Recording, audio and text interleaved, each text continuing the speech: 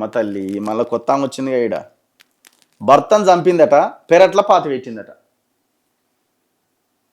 ఏం చేద్దాం పోలీస్ స్టేషన్లో లొంగిపోయిందట సుకన్య ఎక్కడి సుకన్య ఎక్కడి కథ ఇట చంపుతున్నారు ఏంది అసలు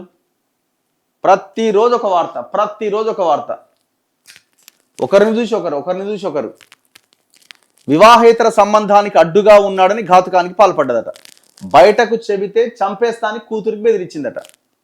3 నెలల తర్వాత వెలుగులోకి వచ్చిందట అనంతపురంలో ఈ దారుణం జరిగింది కళ్యాణదుర్గంలో ఇక మేడం ఏమనే మరి పాతి పెడితే ఎవడు సహకరించిండు ప్రియుడేనా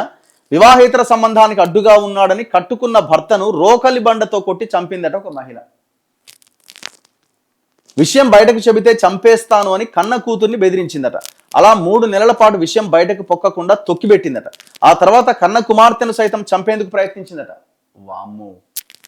ఆ తర్వాత కన్న కుమార్తెను సైతం చంపేందుకు ప్రయత్నించగా ఆ బాలిక తప్పించుకొని వెళ్లి బంధువులకు విషయం చెప్పింది అనంతపురం జిల్లా కళ్యాణదుర్గం మండలం పాత చెరువు గ్రామంలో ఈ దారుణ ఘటన చోటు చేసుకుంది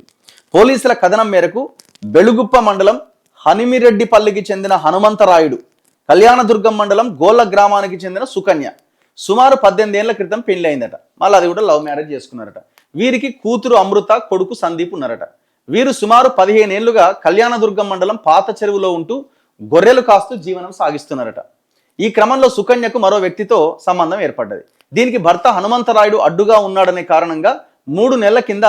రోకలి బండతో కొట్టి చంపేసిందట మృతదేహాన్ని ఇంటి పెరట్లో పూడ్చిపెట్టింది ఈ విషయం ఇంటర్మీడియట్ చదువుతున్న కూతురు అమృతకు తెలిసింది ఎవరికైనా చెబితే చంపేస్తానని తల్లి బెదిరించడంతో ఆమె మౌనం వహించింది ఈ క్రమంలో తల్లి కూతుర్ల మధ్య శుక్రవారం గొడవ జరిగింది కూతురు అమృతను హతమార్చడానికి తల్లి ప్రయత్నించగా ఆమె తప్పించుకొని పారిపోయింది తన తండ్రి స్వగ్రామం హనిమిరెడ్డికి పల్లికి చేరుకొని